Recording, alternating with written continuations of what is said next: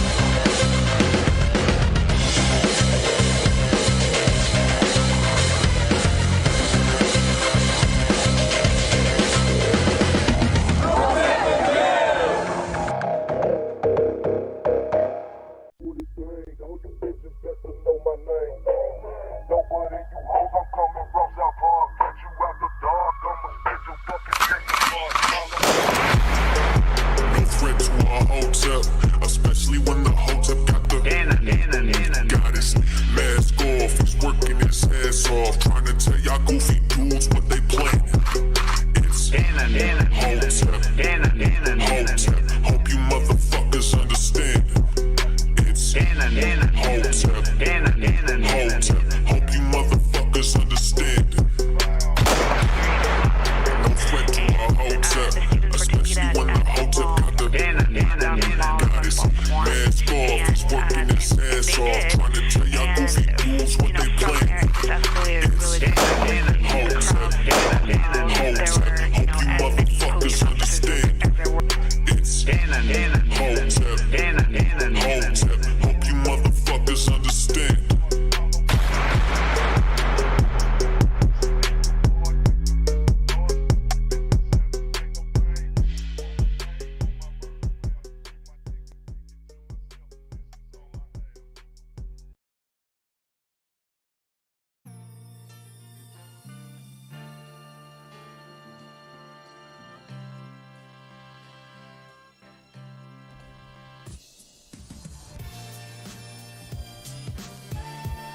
What's going on, everybody? What's going on? Happy Thursday. Happy Hotep Thursday.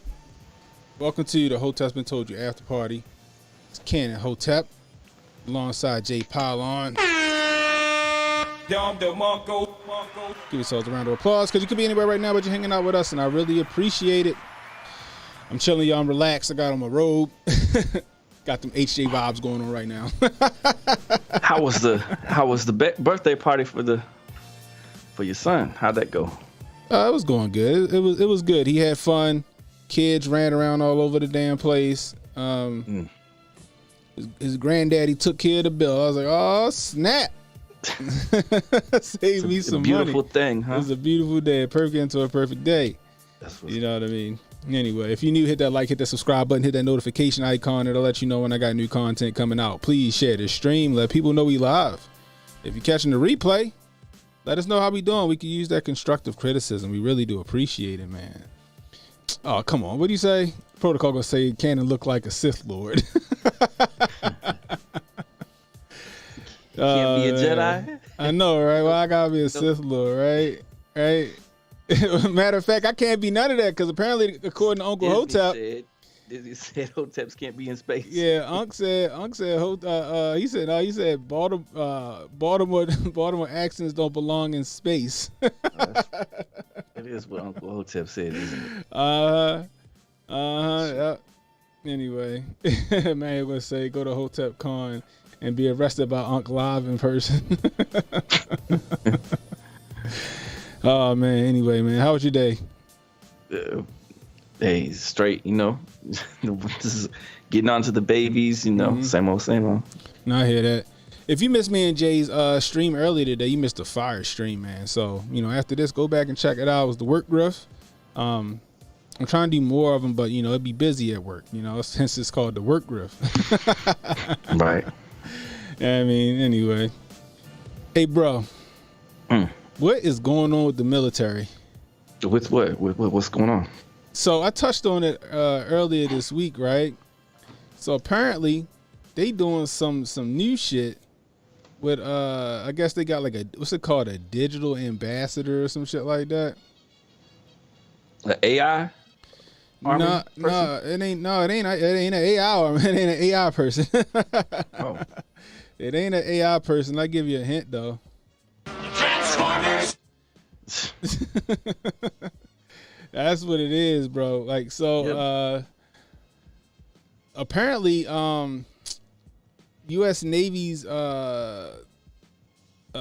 chief or some shit made one of their sailors who just so happened to be a drag queen. Oh yeah. The ambassador for Navy's new digital ambassador. Bruh. So I'm gonna show you what they did, right? I'm gonna show you a little sassy commercial for it. So I'm gonna show you what they steered away from. I'm gonna show you what they veered away from, right? The Navy did this? The Navy did this, right? Because of course they did? Because of course they did. Now, I'm gonna show you what they veered away from, guys. Fair use.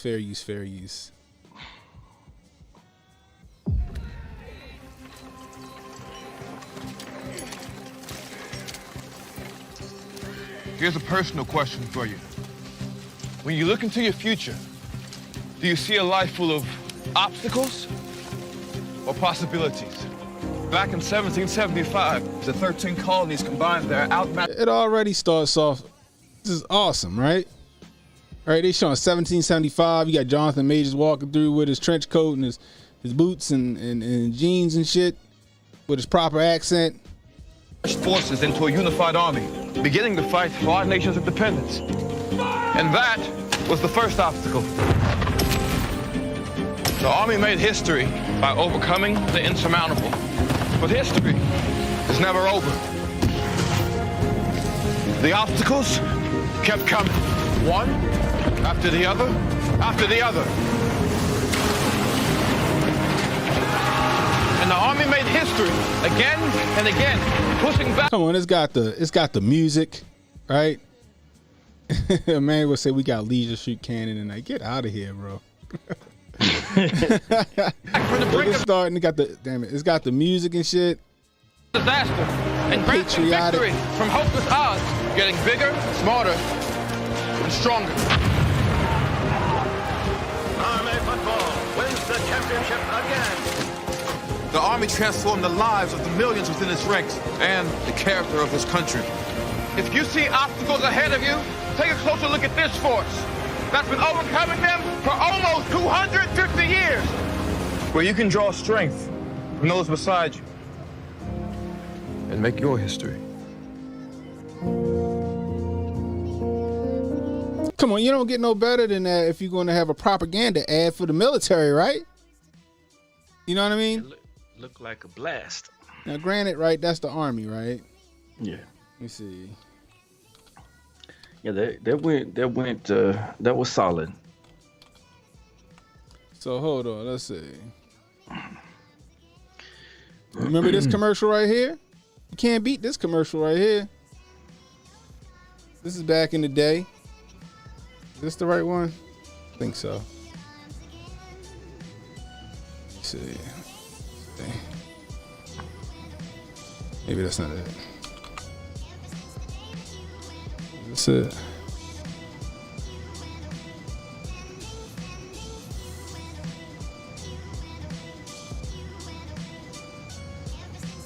Yeah, so check this one out. Remember this one? Get it all queued up real quick. Everybody remember this one, right?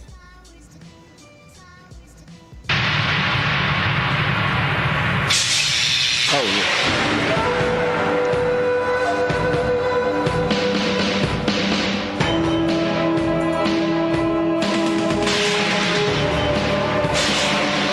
Come on, who don't remember this one?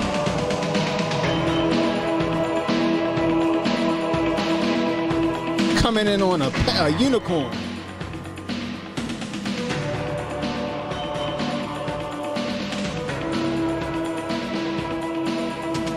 Once there were a few proud men of adventure, men of courage, men who knew the meaning of honor. There still are. Remember these commercials? The proud, the Marines. Remember them? Remember the one where he was slaying dragons and shit? Yeah, I feel like I saw that.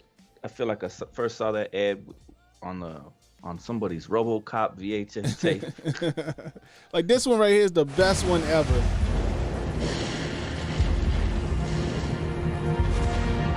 This was from my era, right?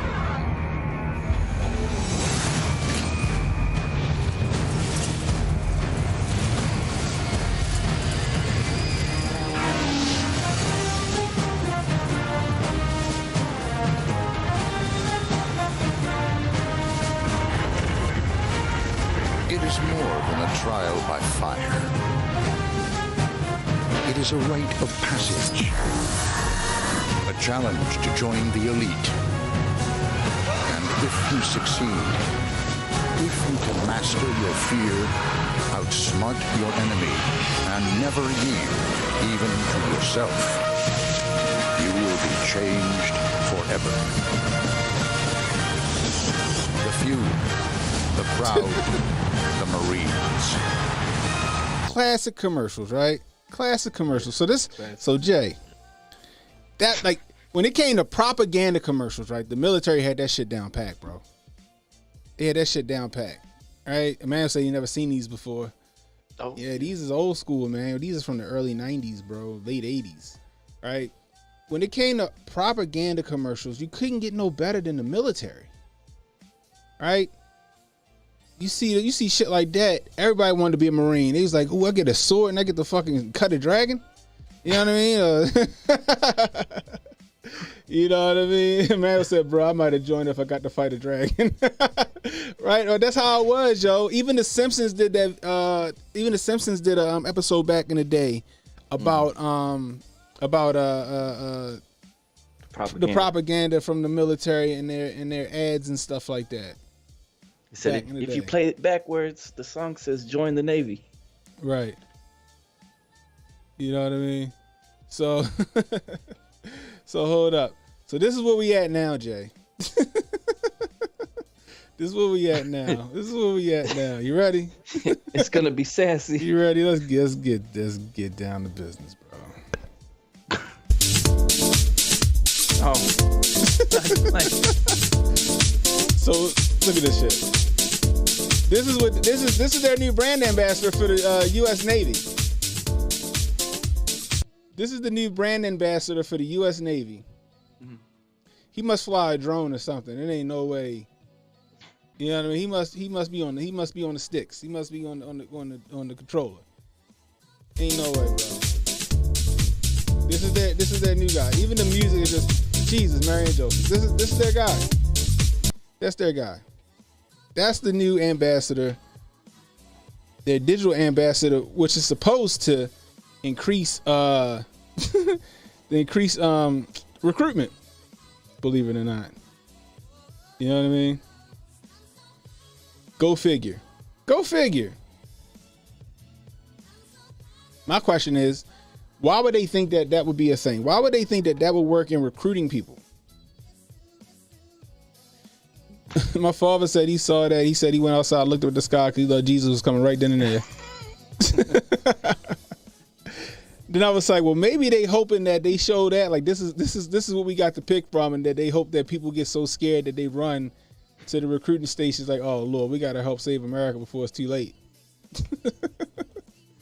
Bro, man, that shit is cringeworthy. All right?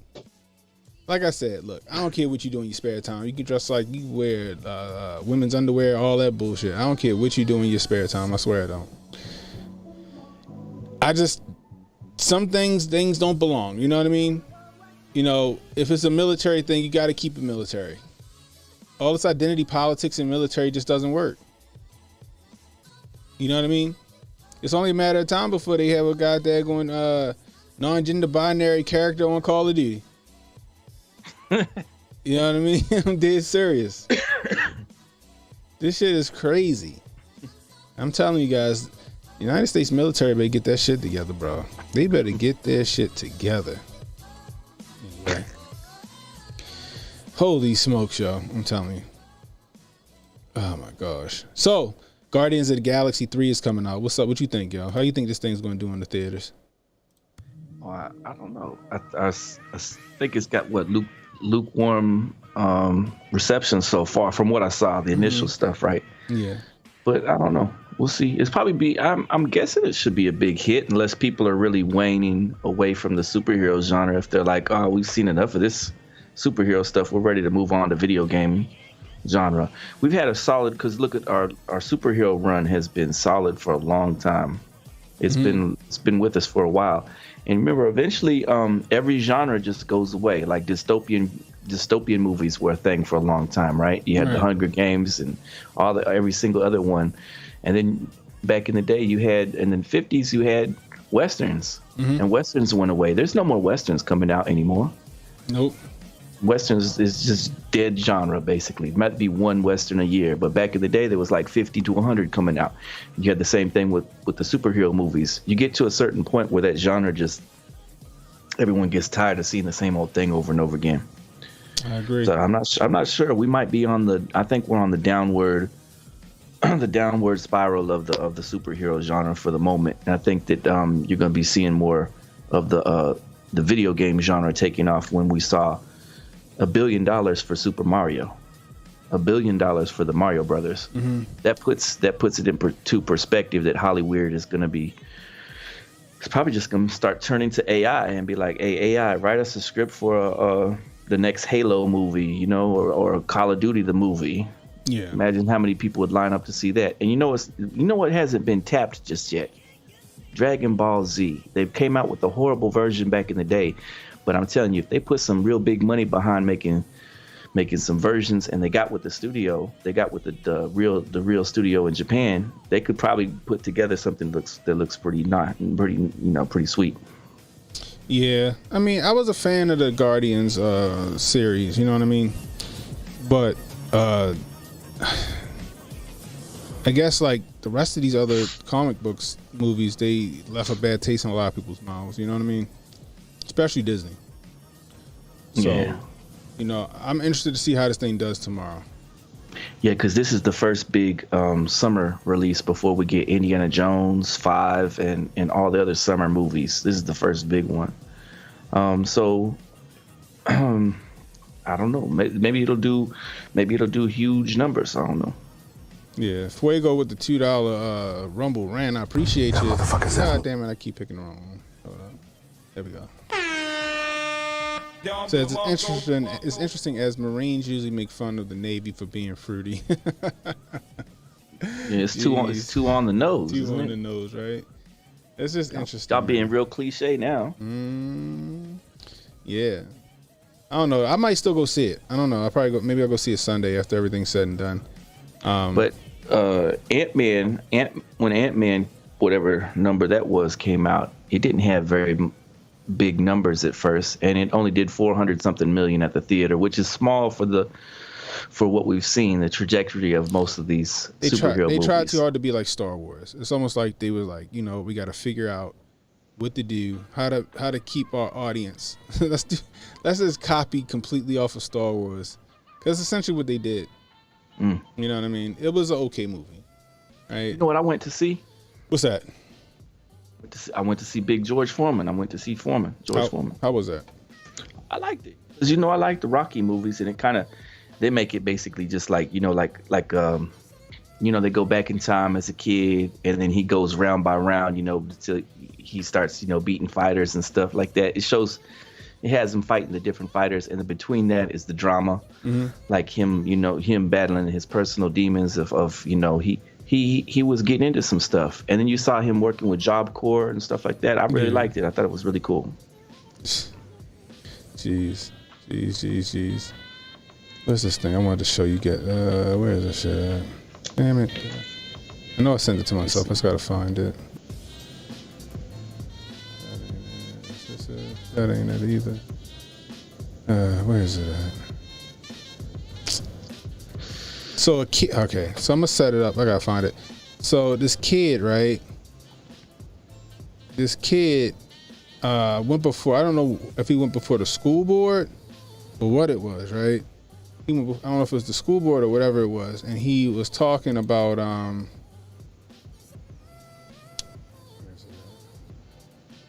I gotta find it. So he went before the school board. He was talking about the school making him take his shirt off because he had a shirt that said there are only two genders. Oh yeah. Did you see that? Let me see if I can find it real quick.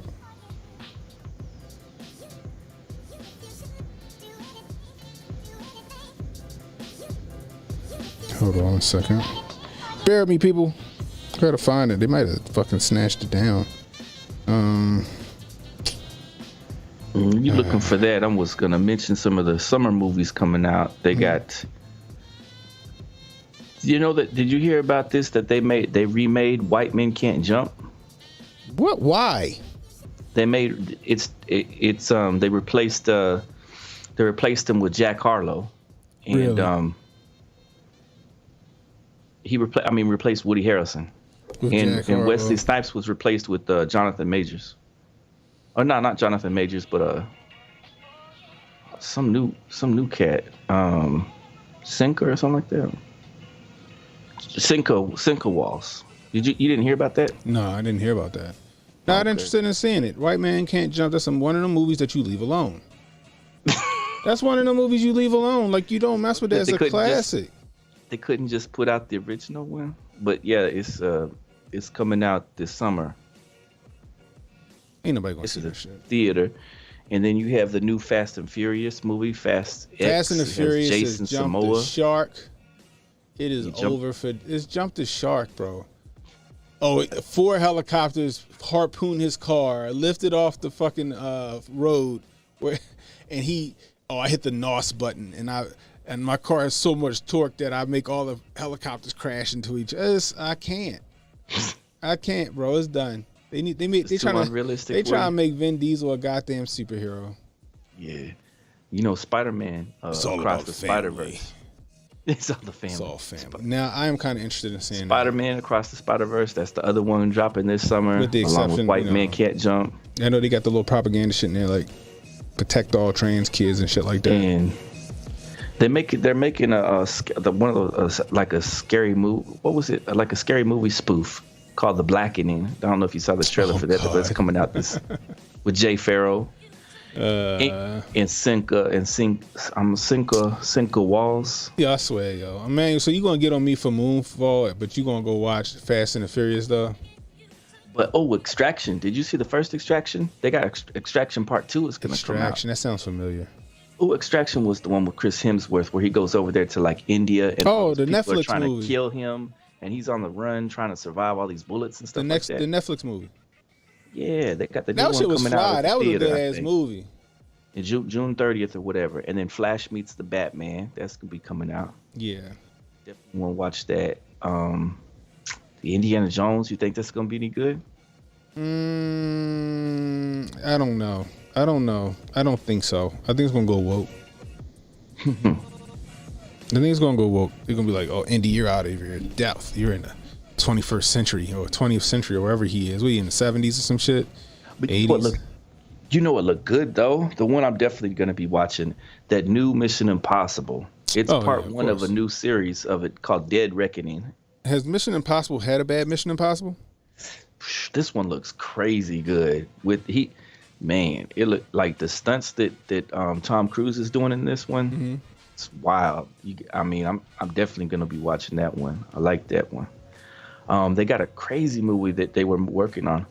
They were working on the Jamie Foxx movie called They Cloned Tyrone. It was. Did you see the trailer for that one? No. Remember we were looking at that scene and I was like, I hope they don't clone Jamie after this. Mm-hmm. You know. Right. John Boyega, Jamie Foxx, and I don't know. It's looked wild. John Boyega, he probably directed the shit. And they're remaking the Haunted Mansion, the one that had Eddie. Remember Eddie Murphy was in the other one. See, Emmanuel just trolling at this point. He talking about Fast and the Furious was 1,000,000 times better than Moonfall. Get out of here. I can't, man, listen. Yeah, now I agree with you with this. A Mission Impossible, I don't think they ever, even the last Mission Impossible, which I thought wasn't as good as the others, was still good. Oh, yeah, the Tom Cruise don't miss y'all, and then on top of that, he must be drinking all the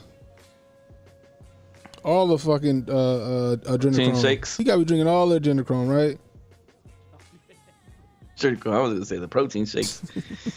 Oh man, telling you. Yeah, he's been doing some excellent work in these movies. You know, he drinking all the abortion shakes. Oh, no. He drinking stem cell shakes. I'm sorry, let me stop. Let me see. You think though? Oh my gosh! So I found what I was looking for. This shit is crazy. Hold on one second. What'd you see? All right, here we go. Let's go to it. So it says, middle schooler says he was sent home for wearing a shirt that read, "There are only two genders." So check this out. And this is from Baller Alert of all places. I would have never thought this would have came from.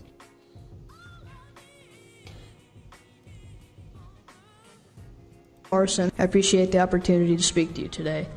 I never thought that the shirt I wore to school on March 21st would lead me to speak with you today. On that Tuesday morning, I was taken out of gym class to sit down with two adults for what turned out to be a very uncomfortable talk. I was told that people were complaining about the words on my shirt, that my shirt was making some students feel unsafe. Yes, words on a shirt made people feel unsafe. They told me that I wasn't in trouble, but it sure felt like I was. I was told that I would need to remove my shirt before I could return to class. When I nicely told them that I didn't want to do that, they called my father. Thankfully, my dad supported my decisions and came to pick me up. What did my shirt say? 5 simple words. There are only 2 genders. Nothing harmful, nothing threatening, just a statement I believe to be a fact. I have been told that my shirt was targeting a protected class. Good evening. My name is Leland Morrison. I appreciate the opportunity to speak to you, protected class. Are their feelings more important than my rights? I don't complain when I see pride flags and diversity posters hung throughout the school. Do you know why? Because others have a right to their beliefs just as I do. Not one person, staff, or student told me that they were bothered by what I was wearing. Actually, just the opposite. Several kids told me that they supported my actions and that they wanted one too. I was told that the shirt was a disruption to learning. No one got up and stormed out of class. No one burst into tears. I'm sure I would have noticed if they had. I experience disruptions to my learning every day. Kids acting out in class are a disruption, yet nothing is done. Why do the rules apply to one, yet not another? I feel like these adults were telling me that it wasn't okay for me to have an opposing view. Their arguments were weak, in my opinion. I didn't go to school that day to hurt feelings or cause trouble. I have learned a lot from this experience. I learned that a lot of other students share my view. I learned that adults don't always do the right thing or make protected class, or their feeling make the right decisions. I know that I have a right to wear a shirt with those 5 words. Even at 12 years old, I have my own political opinions, and I have a right to express those opinions. Even at school, this right is called the First Amendment to the Constitution. My hope in being here tonight is to bring the school committee's attention to this issue. I hope that you will speak up for the rest of us so we can express ourselves without being pulled out of class. Next time, it may not only be me. There might be more students that decide to speak out. Thank you for your time and good night. Yeah. I mean, McLovin has a point, right? He does look like McLovin.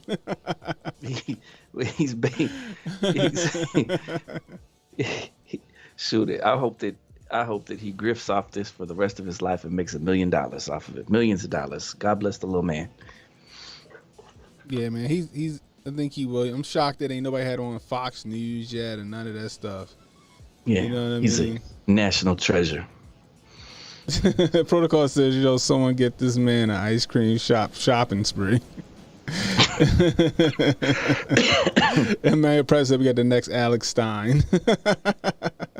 Excited agent said this kid is fire.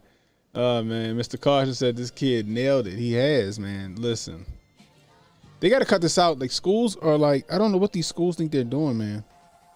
I don't know what these schools think they're doing. Focused on the teaching. And That's it. They need to be focused on the teaching. Wrapped up in some agendas and stuff like that. That's exactly. Because what was his main point about that is that here they are singling me out while I'm just trying to go to school. And they're worried about words on my t-shirt. But here you got probably 10, 20 other kids acting up, cutting up, not listening to the teacher, yelling and screaming while he's trying to learn. I get where he's coming from on that too. Yeah, I do too. Now, also, I got sent this, right? So, it was, I guess it's a clip from I don't know if this is a clip from a show or what, but this shit was hilarious. I don't know if, I legit don't know. So, somebody could tell me in the chat. Hold on, did I send it? Shucks, hold on. Here we go. Now I gotta do this. Oh, not this one. Yeah, that's it right there. Hold on. All right. I had to send it to myself real quick. Oh, man, this is hilarious. All right. Let's see.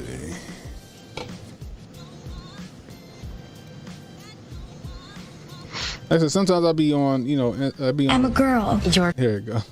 Sometimes I'll be on social media just going down these rabbit holes, and since I see shit is hilarious. Yeah, look at this. I don't know if this is a show. Let me do this.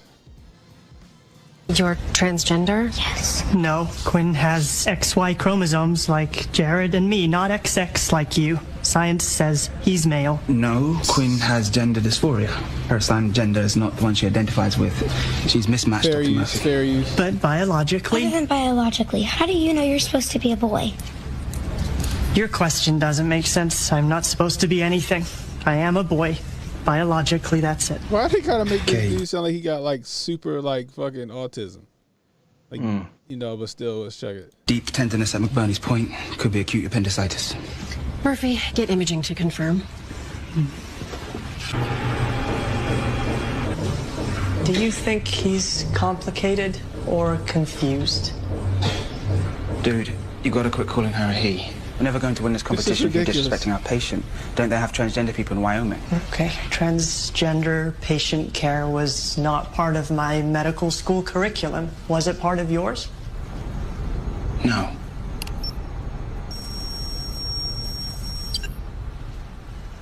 Quinn doesn't have appendicitis. He has testicular cancer. That's the old.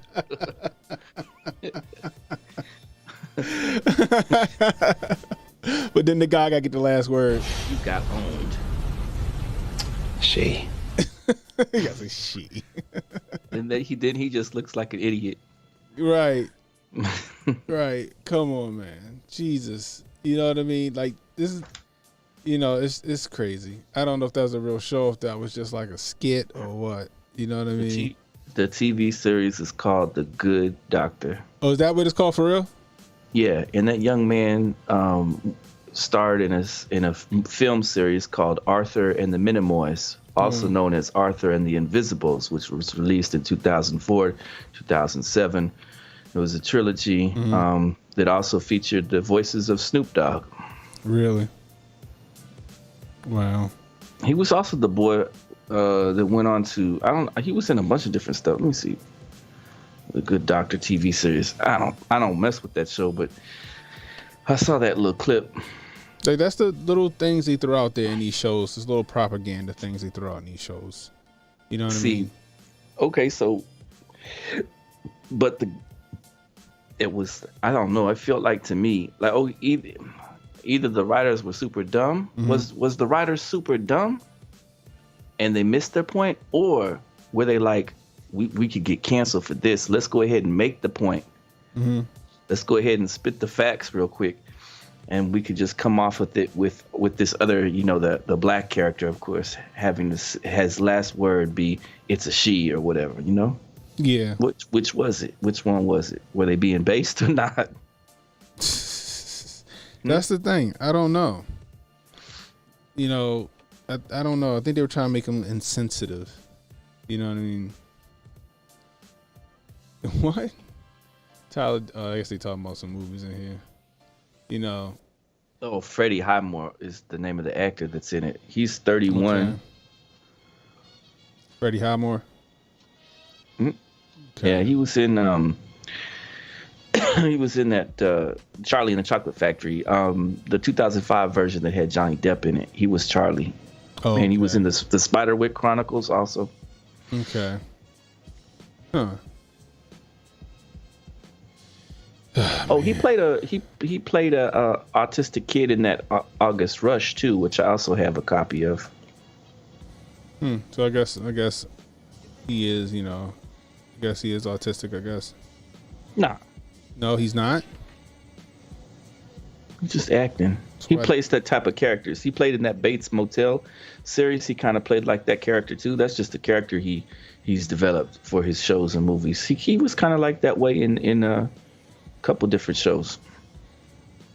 Ed also found another thing. I just gotta find it. Like, Instagram don't make it easy. You know what I mean? To find shit you looking for that you might have liked or whatever. So like, I gotta remember where everything is. Especially when you on your phone, like on where is it at?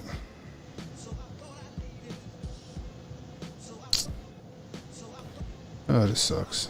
Let's see, bear with me, guys. Was this it?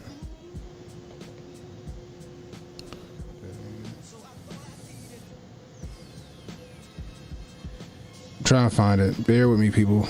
Bear with me. Damn, it was a really good one too. It was a really good one. I thought it was under. Let's see. Reason. Searches. Count hit. Is it that one? Oh my gosh. It makes it so hard nowadays, bro. Is it this one? Yeah, here we go. Jesus, Mary and Joseph. Where is it?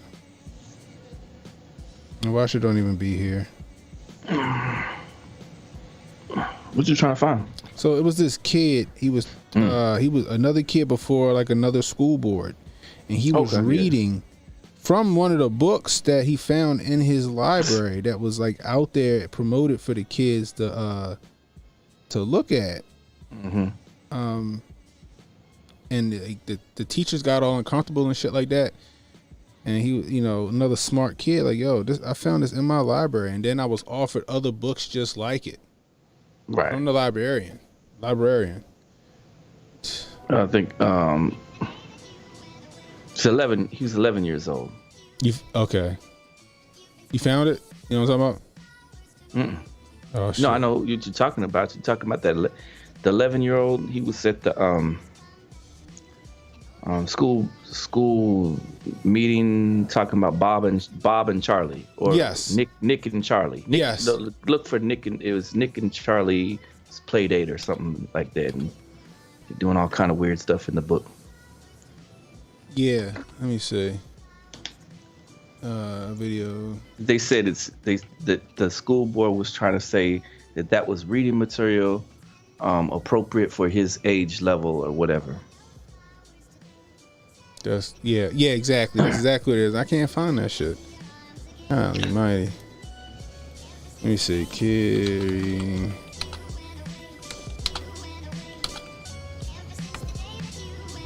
Sorry, guys. Would have been a little more prepared. However, my son had his little birthday party, and I gotta do the dad thing.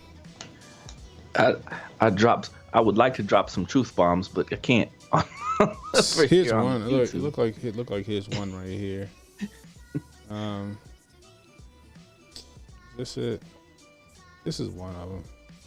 Here, let's do this. I was in the library, and I think this book was on a stand. I'd like to read you a page. My back over my hips as I asked if we should take our clothes off, and he's saying yes before I finish my sentence. He's pulling off my t-shirt, laughing when I can't undo his shirt buttons. He's undoing my belt. I'm reaching into his bedside drawer for a condom. We're kissing. Again, we're rolling over. Obviously, you can see where this is going. I don't know if it's because we're feeling especially emotional or just tired, or these past couple of weeks have been too much. But this reminds me so much of the first time we had sex. We were both fucking terrified, and the whole thing. This is a 6-year-old reading it from his library. What we were doing, but it was good too, so good, because we were a mess of emotions, and we were scared and excited, and everything felt new. So this sort of feels like that. Nick touches me like he's scared at that any minute. Now, this book was at my middle school, and it was on a stand. When I rented it out to show my dad it, the librarian asked if I wanted more and if I wanted a graphic novel version. A graphic novel version, bro. A graphic novel version. So would you like to see the pictures along with the raunchy text? We got to protect our kids, y'all. This is what they want to teach our children. I told you that. They want to sexualize our kids. They want to teach our kids all of this deviant shit because it's too late for us. All right? This is what they want. You heard what the kid was reading? He's 6. I mean, he's in the 6th grade. He's 11. Yeah. And that's in his library. Bro, I almost want to go to my son's library at his school just to see what they got in there. What? Do you want the graphic novel? To the kids. The graphic novel version. Now, judging off of what he read from the book, from the chapter that he read or the page, Imagine, well, I don't want to imagine what the fucking graphic novel version looks like. Bro, we got to protect the children, y'all. You know what I mean? I just thought that was something that you guys should see. You know what I mean? As far as what these kids are saying that they're dealing with in school, because people think that the parents are overreacting, right? They think the parents are out here gaslighting their children, forcing their kids to say shit about stuff. I just showed you a video of a kid that was upset. That was like, "Hey, yo, they're trying to make me take my shirt off." Right? Because they don't like what the words say on my shirt. Then you got this kid who just read an excerpt from a fucking... That shit sound like on them novels the women read. Oh, so you talking about the... what is it? Not Dorian Gray. That's I don't know. Yeah, the fucking 50 Shades of Grey type books and shit like that. Yeah. You know what I mean? That's what that sound like. What was the movie that came out a few years ago about Call Me By Your Name? Was that what it was called? Where the grown man was trying to have a relationship with the kid? Bro, you gotta protect these kids, yo. This is what they're trying to teach our kids. They're trying to slip that shit in like a Mickey. I'm telling y'all, keep an eye on your kids. This is the shit they trying to do. My daughter said it'd be some weird shit going on in her school. Got fucking kids walking around like furries and shit. With tails tails and identifying as cats and dogs and fucking hamsters. Man. Teachers can't tell them, go knock that nonsense off. Bro, this is side they can't say anything about it, can they? No, between these new types of kids and shit, man, between these new kids and this fucking, the military with their shit. Between these new kids in the military with their shit, bro, I'm telling you. Our world, our country is doomed. It's doomed, bro.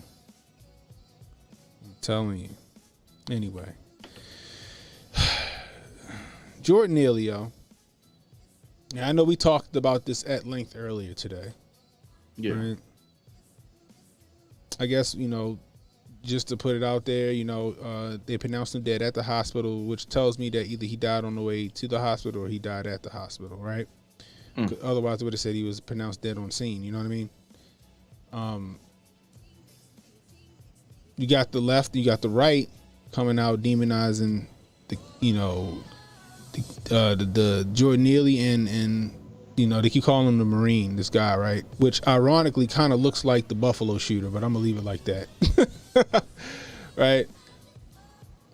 It's a tragic set of circumstances, guys. It's a tragic set of circumstances, but we don't have all the information, right? We got a 4-minute video out of, that doesn't show us what led up to that situation. Right?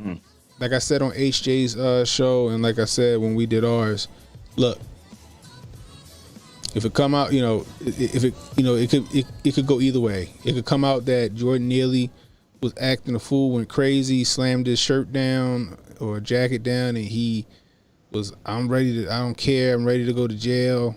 I heard everybody on this train, blah, blah, blah, blah, blah.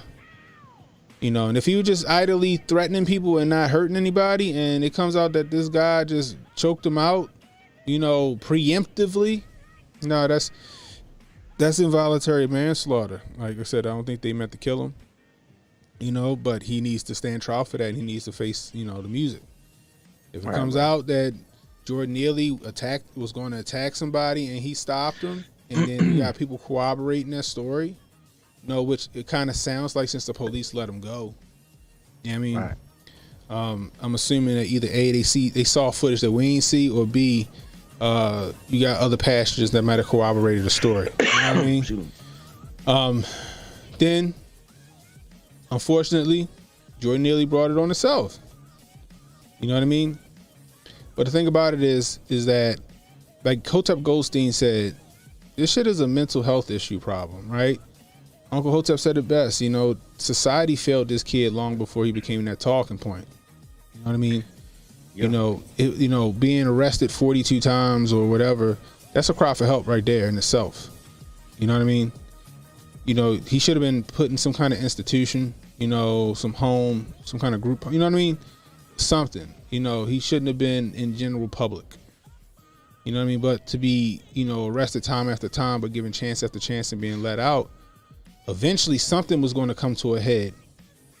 Either somebody was going to take him out or he was going to take somebody else out. You know what I mean? And unfortunately, you know, the latter happened. You know what I mean? And now, like HJ said, they're going to slow roll this thing. We're going to see protests this weekend. Oh, you think so? I think so. Now, how severe they're going to be, I don't know. It might not be that crazy. You know what I mean? But we don't know. Remember, they was down in Atlanta trying to torch shit up because of a tree hugger that shot a cop and got his ass lit up. You know what I mean? And that was like a couple months ago. But I just feel like they're going to do that with this because this is their new George Floyd. Black man choked out. Which, like I said on HJ's channel again, too, because people were arguing the fact that, oh, he choked him for 15 minutes. That's murder. You know, and I'm like, no, somebody choke you for 15 minutes, they ain't choking you. They ain't doing it right. You know what I mean? If you still breathing and I'm choking you for 15 minutes, you ain't doing it right. Because a choke, and I was talking to my dad about it, too. My dad, you know, he's avid jiu-jitsu practitioner. You know what I mean? He still competes. He's 58 and still compete, right? You know, I did jiu-jitsu. I wrestled. You know what I mean? I've choked people out before. You know, I've had to. You know what I mean? If you do a choke right, 8 seconds, you out. You sleep. You limp. You snoring. Right? You feel it. You feel when somebody go out. You know what I mean? You hold it. You know, a few more seconds past that, there's brain damage and potentially that person ain't waking up no more. You know what I mean? It's those guys were detaining him. They were restraining him, right? Yeah, like we said, it was 3 of them or whatever. You want to count each individual that was there, right there in the spot. Yeah, like you know what I mean. Like 8 minutes, 8 seconds, you out. 15, 20 seconds, you ain't let go. You could do some damage to the person. You know what I mean? 30 seconds, he might not wake up. However, for 15 minutes, they held him there. They restrained him. He was still conscious, right? Because we could see him struggling. We could see him trying to get his hands free. You know what I mean? Me personally, I don't know if that's the only contributing factor to his death. You feel me? Like we said earlier, he could have panicked. He could have, you know, maybe had something in his system. We don't know. We don't know until all of that shit come out. Right? Preliminary was said that he died from like some kind of asphyxiation, I guess. You know, I'm pretty sure we're gonna get another autopsy or whatever, a toxicology report or something, right? I'm pretty sure, like I said, in the age of all these people wanting to film instead of help somebody got the full video of this dude wilding out and whatever happened after that, before we got to the point we got to where we saw it. You know what I mean? Yeah. But bottom line is, this shit is sad. It's tragic. You know why it's tragic? Because for one, this shit happens on the subways all the time in New York. If you go back and watch the stream that me and Jay did earlier, I went through a bunch of articles, a bunch of headlines about the New York subway system and people being attacked on the New York subway system. And in whatever we had on was a bystander stood by and watched it. We watched the video where it looked like maybe it was a trans person. I don't know. Grabbed that lady by the hair. The lady was mouthing, "Please help me." And everybody just stood back and just watched this person parade this lady around by her hair. There was a story in Philly where the dude R-worded the lady and nobody helped her. Yeah. The shit happened all the time. So I can understand that maybe somebody wanting to take action when you see a potential threat happening. However, you know, if it comes out that he was just making idle threats and this Marine or this guy choked him out because he thought he was going to do something, that's not good enough. You got to face the music, bro.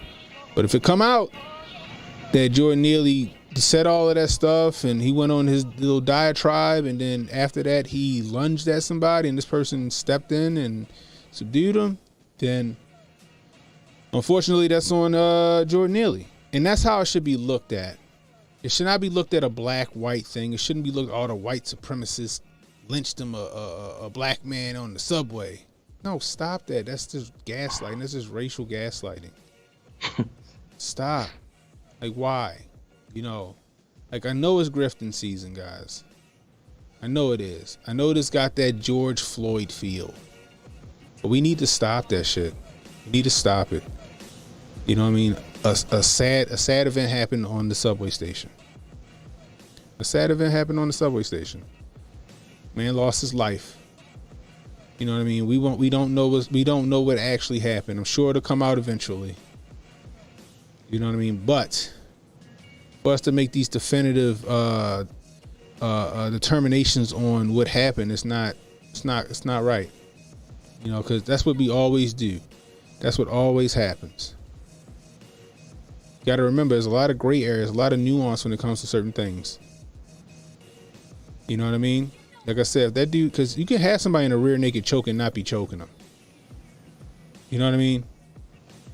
You got full body control them if you got your legs wrapped right and you got that shit, you got them hooked in correctly.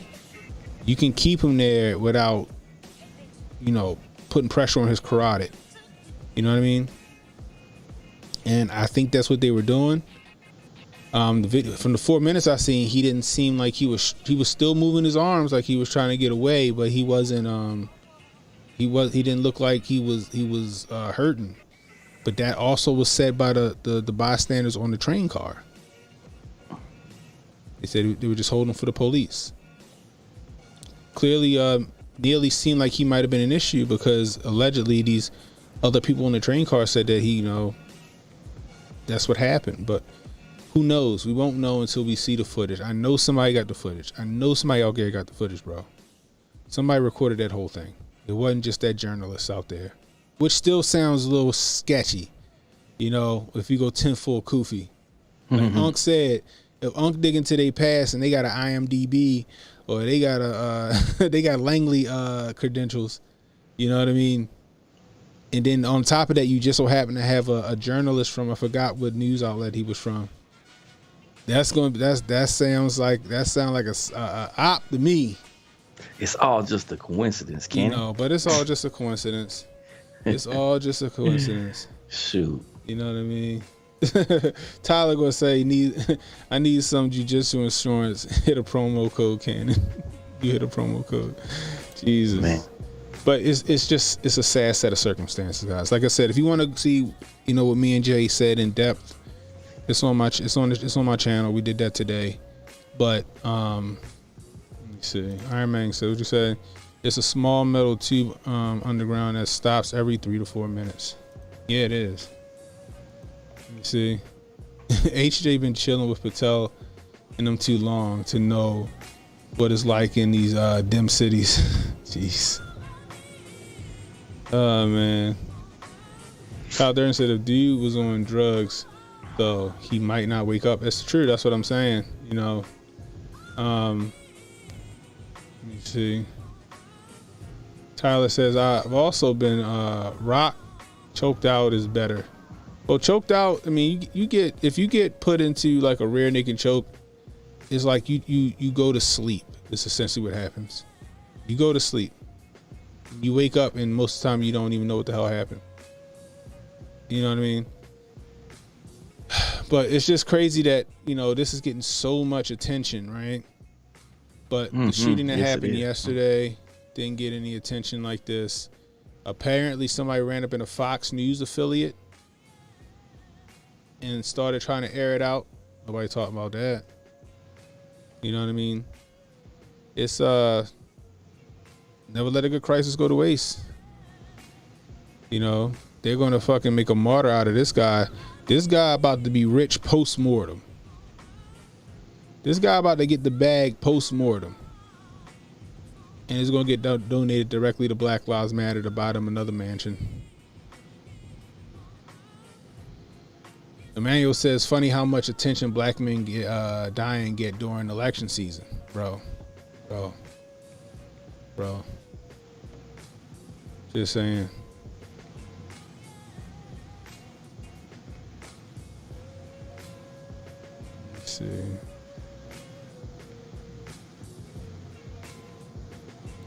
Fuego said, I don't think they had mental illness to this level, though.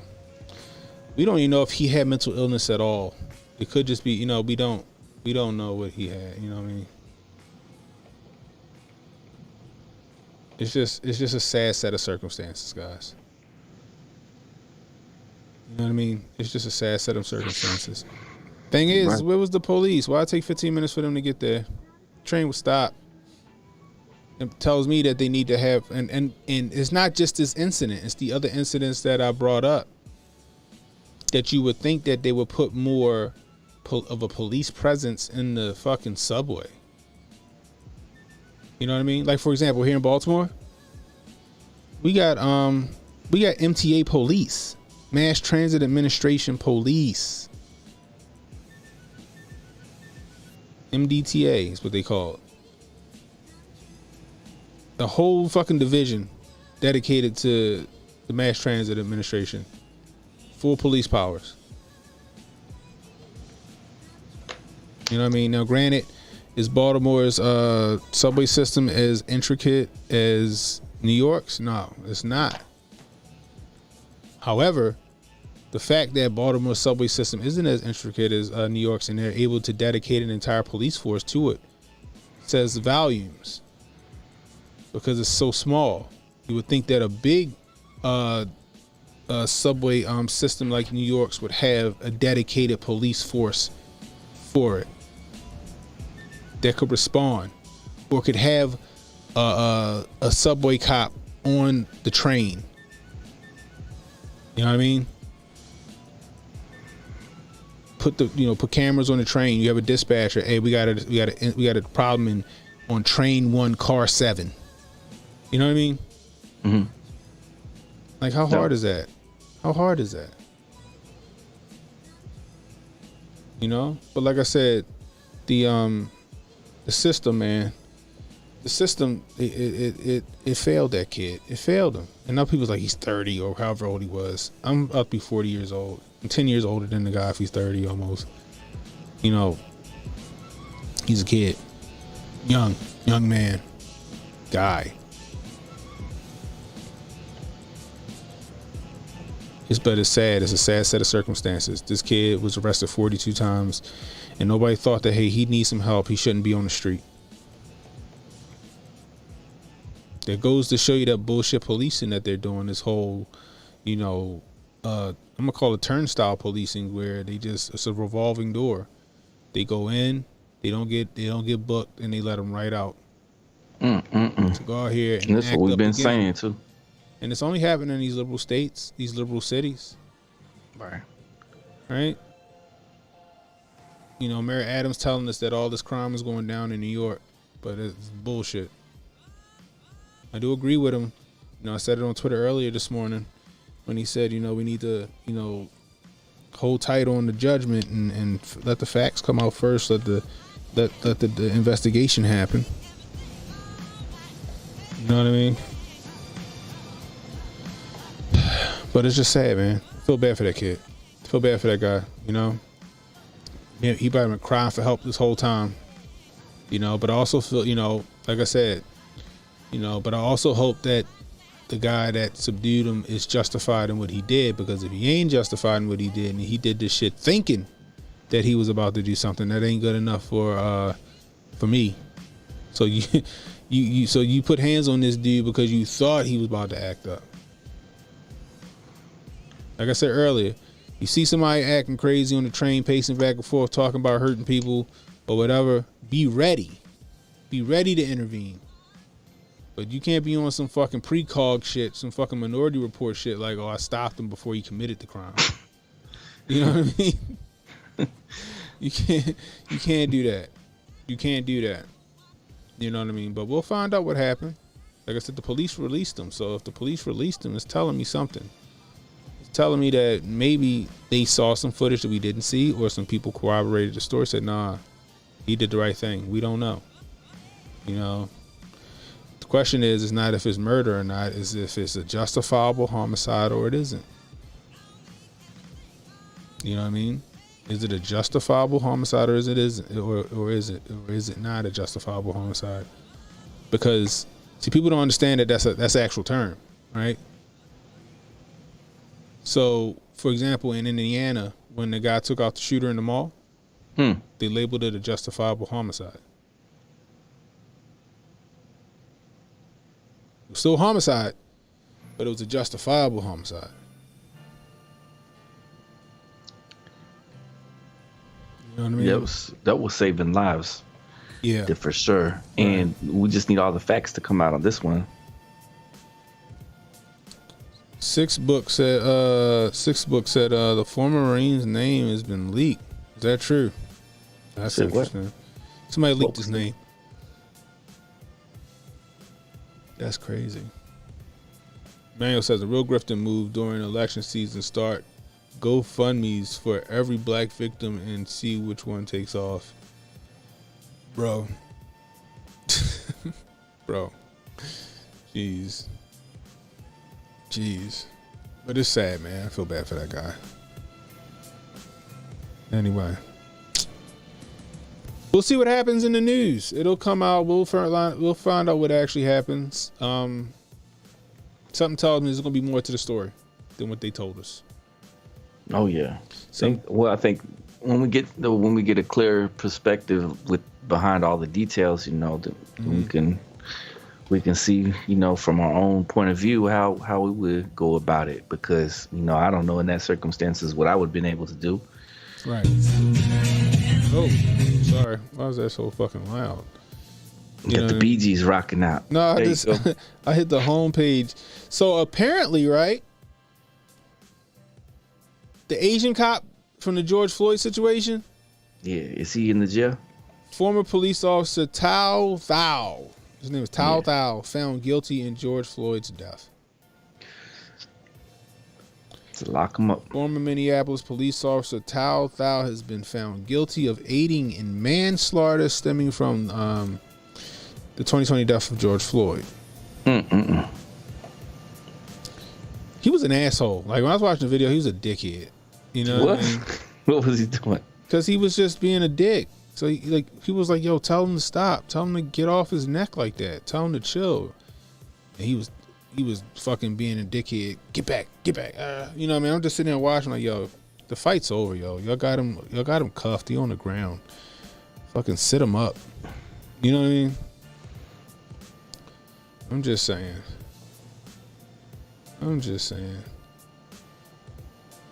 So his ass needed to. I ain't gonna say he needed to go down for manslaughter, but he should have at least got fired and his pension taken from him at minimum. You know what I mean? Was he new? Huh? Was he new? I don't know. Some people say that like he was like some people was alleging that he was like the brother-in-law of Derek Chauvin. I don't fucking know. He just was a dick. Like, when I was watching the video, I'm like, yo, because like he was keeping other people back, because you saw some people that kind of wanted to intervene, and he was just like, get back. But I'm like, you got him handcuffed. He on the ground. Sit him up. You know what I mean? Now that's another thing. Yeah, that's another thing, right? The George Floyd situation. Again, he choked him. I said he was yelling for his girlfriend and all this other shit for some minutes. If he was being choked out, or his carotid artery was shut off, and all that other shit, he wouldn't be able to say a goddamn thing. You know what I mean? You're right. So, like, I'm not gonna say it wasn't a contributing factor. I'm not gonna go as far to say, oh, he was doped up and all this other shit. He was acting weird the entire time. Like, when they brought out that footage, where he was in the car and he was talking about he was claustrophobic, and the police officers were trying to work with him, and then he made his way out of the car, and somehow he kept saying, I want to lay on the ground. And next thing I know, this nigga laying on the ground. I'm like, oh, Jesus. You know what I mean? So we don't know. And then there was some footage that I seen where I thought I heard him say, damn, I ate too many drugs. You thought you heard him say it? Yeah. And then come to find out the dude that was in the passenger seat with him was his dealer, who lied and was like, oh, he just taking me to pick up my laptop. You know what I mean? You just picked that up whole a situation was crazy. That whole situation was crazy. The whole thing could have been orchestrated. That shit in order crazy to spark that whole in order to spark that whole summer of you want to fuck people mostly up. Peaceful. You want to fuck people up. Derek Chauvin appealing it, right?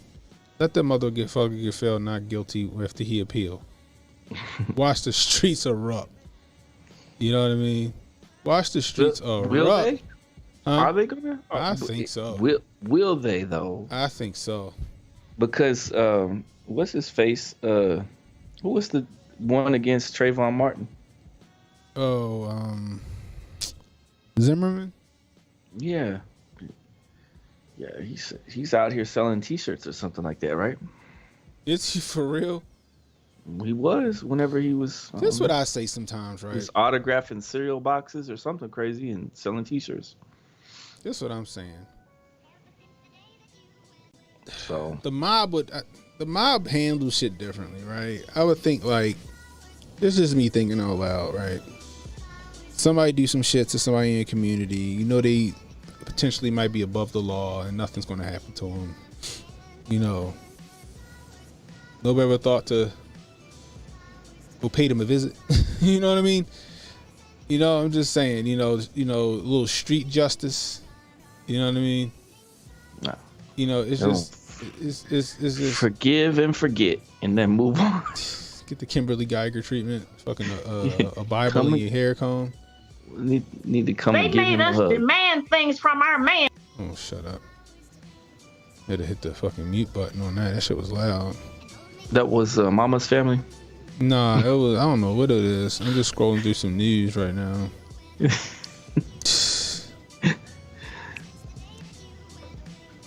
Ooh, what's this? Oh shit.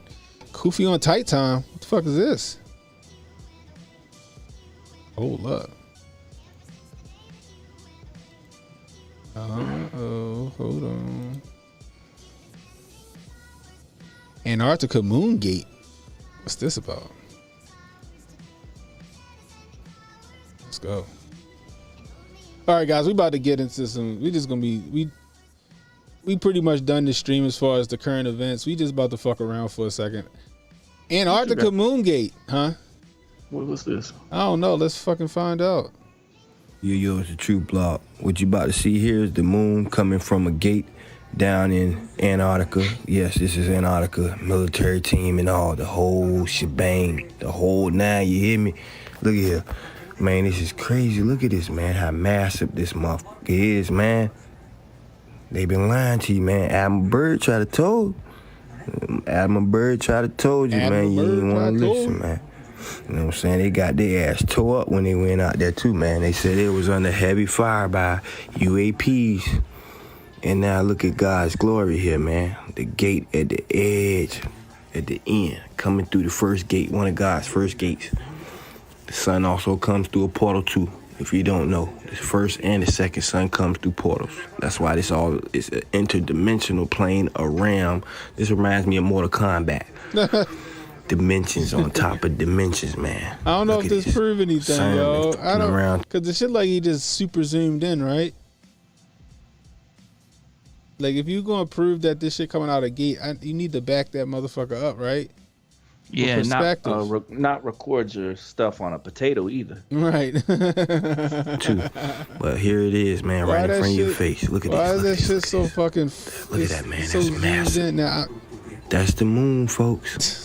That's the moon, man. Look at this, man. I'm just trying to give him a chance.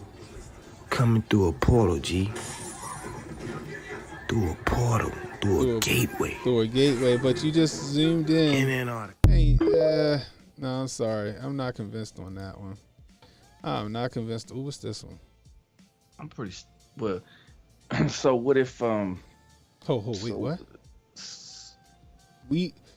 Well, I've been clinically dead 3 times. We'll look at that one in a second. What you saying, Jay? No, I was just gonna say, you know, one time I was at Sam's Club, right? And there was a man that came up there and he was pointing at the moon and he said, "You see that? You see that? That's that technology right there. They put that up there. Our government put that up there. That's technology at work." That's what he was saying out in the parking lot. So maybe he saw the same footage that man saw. Stuff said dude high as fuck. I mean, I'm not gonna say I can't discount it. We saw Moonfall, and what was in Moonfall? No, I can't discount it, but I can't get behind it either, because I need like if you seeing the moon coming out of a gateway, why you so fucking zoomed in? You need to back that bitch up. All right, so yeah, the footage is bogus probably, but maybe there's something to it though. Maybe there's a hollow, some kind of a hollow structure to that. Cause I'm gonna say this, I don't think the moon's fucking 230,000 miles away. You don't think it's 230,000? No, just like I don't think the sun is that fucking far away. Cause if the sun was that fucking far away and it was that nearby each other. No, I just think if the sun was that fucking far away and that massive, the sun would just be shining on the earth everywhere. It would always be, present and visible. If it was that fucking massive and that fucking far away and the fucking rays fucking, you know what I mean? Even if you took a flashlight, right? If you took a flashlight and you shined it on your table, right? And the further you brought your flashlight out, the wider the fucking beam got, it's going to cover more area. If they saying the sun is as big as they say it is and it's hitting the earth, I think it would hit everything.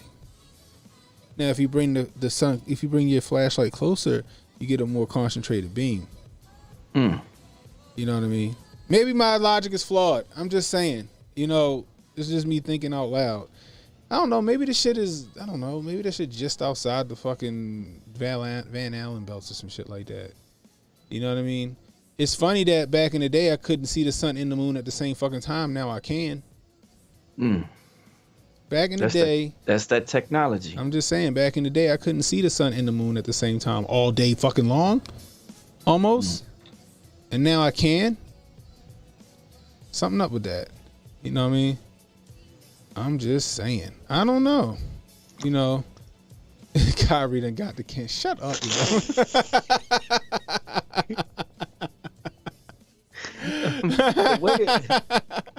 The way Emmanuel trolls you in he his just be trolling me. It's different. He said, Cannon, you a flat earther? No, I'm not a flat earther, but I ain't married to the ball though. I'm not married to the ball earth. I'm not married to the globe. You know what I mean? I'm just saying. That's the Baltimore thing, Cannon. I saw them before. I'm just saying, you know what I mean? I don't know. I'm not married to the ball though. I'm more is an infinite plane. That's more of me. I'm more, it's our 7 continents and maybe we surrounded by some ice, and then on the outside of that it's more fucking land masses that we don't know about because they just keep us compartmentalized to our 7.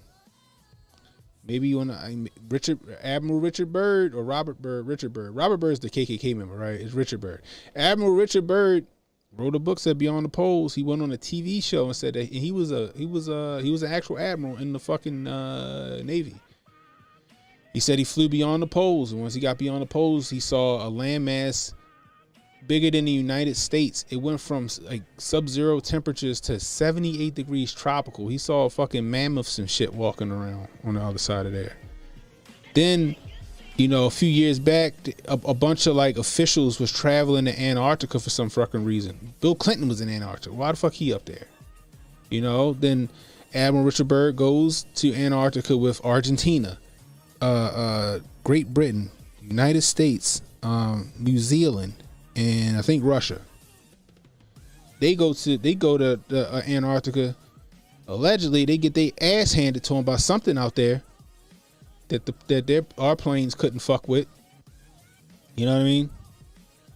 Next thing you know, with all this shit going on and all this fighting and shit like that between nations, 52 of them motherfuckers came together and said, all right, nobody's allowed to go past this part of Antarctica. If somebody comes and wants to travel beyond this part of Antarctica, somebody's military is coming to turn them around. You can't come this far. You can't come this way. I don't know. I think there's something to keep it from us. I think that the flat earthers might not have it right, but I think they on to something. I'm just going to put it like that. I'm more infinite plane, or it's more continents and land masses beyond ours that we don't know about. Just saying. Will this episode have all kinds of disclaimers put on it from YouTube after I go to watch the replay? Who knows? Yo, that's gonna be the next move from this chat GPT style stuff, this AI stuff, because this stuff is incredible. Have you been playing with it? I play with Chat GPT. It's interesting. It's very interesting. You know what I'm looking into it for, right? What's that? Gematria. You know that. Oh, I can type up my information about different people, like Abraham Lincoln, his gematria compared to something, and it'll break down a whole bunch of stuff for me just like that. And I'm like, that put me in. Now it still takes me to decipher some of the stuff, but it throws out so much connections and stuff like that right off the bat that it's just an amazing tool. And if it could get tightened up, a tool like this would really go a long way in the esoteric community, where we would actually be able to sit there and say, oh, okay, we know what's going to happen tomorrow. That's the crazy thing about it. And I guess that if we have this tool, that means they have this tool too. If I know that I can use this tool to start looking at the numerics and compare the past and the present, then the elites can do the same thing. And that goes like that movie. What was that movie that came out that was like that? Paycheck. Paycheck was like that. In Paycheck, they had a way to use a magnifying glass that would reflect on the earth and would be able to show them tomorrow, today. And sometimes they would put a newspaper up or whatever, and then they would be able to see it reflected back. So I think that would be pretty cool. Yeah, it could very well be. Like, I don't know though. So let me see somewhere I'm at. Here we go. Okay. So what you think about this one right here? You see this? The pyramids are buried. Let's see what he got to say about this. Sight is what you see with your eyes, and vision is what you see with your mind. What if this has been right in front of our face all along? Does that look familiar to you? Looks like a pyramid to me. Out of all the writing in every single pyramid, there's not one piece of writing that talks about how the pyramids were actually made. But what if it's because the people who found the pyramid were at the top and that information's at the bottom? But we've seen this before, because just like the Easter Island statues, they have full bodies. And it took us a very long time to actually figure this out. And on the back was writing that we never knew was there. We couldn't see it the whole time. So what if what happened here is the same thing that happened here? It's definitely something to think about. That is definitely something to think about. What if that's the case? What if the pyramids are just obelisks? What's their name in what's the name of the obelisk though? It's a Tenjin. That's what an obelisk is called. It's called a Tenjin. And the pyramids are thought to be the House of Neter, right? Yes, NTTR, right? That's a Neter, Jesus Christ. Yeah, the House of Neter. Yeah. So that's something to kind of look into. And I think that Gematria will tell me what's going on. Yeah, I don't know, but I think that was fucking interesting. See, this is the type of rabbit holes I'll be going down when I be sitting at work doing nothing. I spell Tenjin though. Tenjin was the ancient word for obelisk, because obelisk and pyramid are come from Greco-Roman assigned to them, which means pancakes and stick or something similar like that. I don't know. Tenjin. I don't know how to spell that. I just always known it as an obelisk. Nah, wasn't because House of, like we say, House of Neter means pyramid. That's the actual name. I want to look for the actual name, not the Roman Greco-Roman. I'm sorry, variation. I don't know. All I know is I like thinking about shit like this. This is fun. You know what I mean? So let's see what this one is. This my man from over England. He's like, oh, we got your ass now. Let's see what he's talking about. You might have heard stories from the past about these knights, but I bet you've never seen weapons like this. Did you know that knights was using weapons that could generate and shoot out electricity? Oh my days. I want you to take a good look at the handle of this sword. Coils generate vortexes. Vortexes create an electric magnetic field. Magnetic field conducts currents in and out lines of force in a torus circuit. It is said, when parrying with a flame-barred sword, unpleasant vibrations can transfer into the attacker's blade. These vibrations cause the blade to slow contact with each other because additional friction is encountered with each wave. X-rays of a Bronze Age sword grip's intricate designs indicate some sort of tech. The question is, why? This is a modern day example of that same weapon in use. They was able to convert natural atmospheric energy into electricity, and underneath their armor, they will be wearing special protective grounding suits to prevent them from electrocuting themselves. Trust me, brother, the truth is stranger than fiction. What you think about that one? I think that brother was spot on.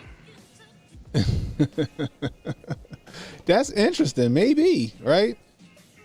That'd be cool, huh? That would be cool. That would be like some Tesla-like stuff. Yeah, fucking like the person said the thing Highlander. There can only be one. Medu Netter, right?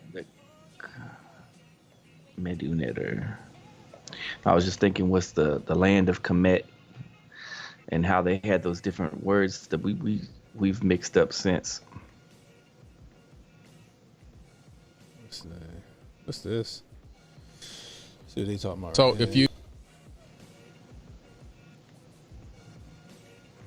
realize, if you do a rewind on the geological clock of Giza, you find out that the Nile ran right up next to the pyramids. Now, when you take magnetized crystal granite, which is the base, and you use running water underneath it, you create physiostatic electricity. Then the granite will pull the ions up into the pyramid, send them up the Grand Gallery. Now, the Grand Gallery has these slots on each side. They could have been resonating rods, something to step up the electricity as it went up into the King's Chamber. In the King's Chamber, here's what's interesting. There's a box in there that they try to say it's a sarcophagus. It's not a sarcophagus. I'm 6'4". I can't fit in that box. You see what a real sarcophagus is. These things are massive, not this little tiny box. The box is the exact dimensions, though, of the Ark of the Covenant. Oh, shit. The Ark of the Covenant used to sit inside of that box. It was technology. It was a capacitor. And that would then give the extra boost and send the electricity up through the apex, where there was a gold capstone. The obelisk, which are magnetized crystal granite, would capture that ambient wireless electricity and then pass it on to what they call jed pillars. They had these jeds. They're depicted in many hieroglyphs, people holding them and connecting them to light bulbs and electroplating devices in hieroglyphs, which I took everybody to go see. And that's also interesting too, because like with Wardenclyffe Tower in New York with Nikola Tesla, he was talking about getting his inspiration for wireless energy from the Egyptians or whoever it was that used the pyramids. Because I do think on a certain level that the pyramids were like power plants or something. I think it's interesting. Oh shit, somebody got a conspiracy with Super Mario. What the fuck is this? Oh shit.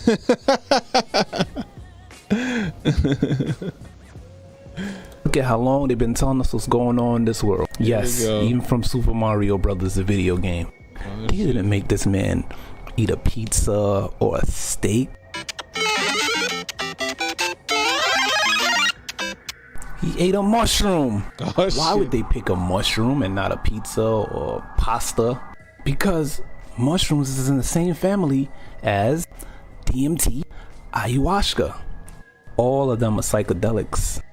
All of them are entheogens. It doesn't stop there. Look at this. Once he reached the stars, he even looked psychedelic. Not only that, he became invincible, aka transcended death. People who taken any type of psychedelics report feeling of an elevated consciousness and no longer worrying about death. That's not it though. I got one more thing to show you. Mario used to travel through these pipes and go underground. Watch this.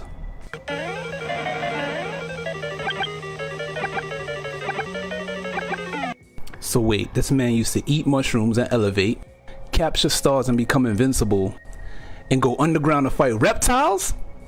What was Super Mario really trying to tell us? Once seen, you can't unsee it. And in the land of the blind, the one-eyed man is king. I kind of like that one, yo. You like that one? I kind of like that one. I'm not even gonna lie. I kind of like that one. Goodness. That one was interesting.